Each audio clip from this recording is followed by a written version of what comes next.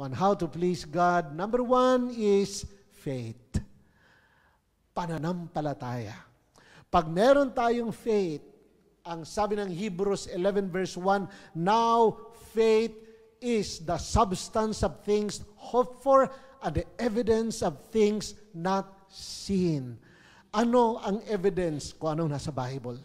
Ang sabi ni God, I will supply all your needs. At tayo ay nanampalataya. Lord, sabi mo, you will supply all my needs. Sa Pilipinas, humihingi na naman sila. Lord, you will supply. Ang ating faith ay kay God. Mga kapatid, pleasing yon kay Lord. Dahil hindi tayo nag-worry, hindi tayo nag-struggle, we just believe in our God. Anong evidence? Ang word ni God, ang promise ni God. Yan ang unang way to please the Lord. Dahil ang sabi ng verse 6, without faith, it is impossible to please God. Si Abraham, dito mismo sa Israel, si Abraham ay hindi perfect ang kanyang life.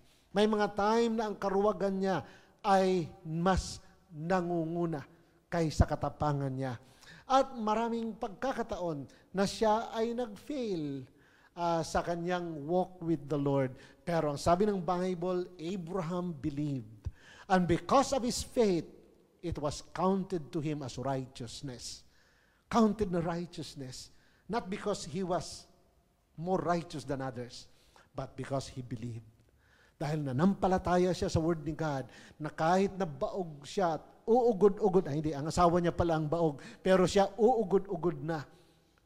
Pero hindi siya na-shake sa promise ni God, pero nanampalataya that what God has promised, He is able to fulfill.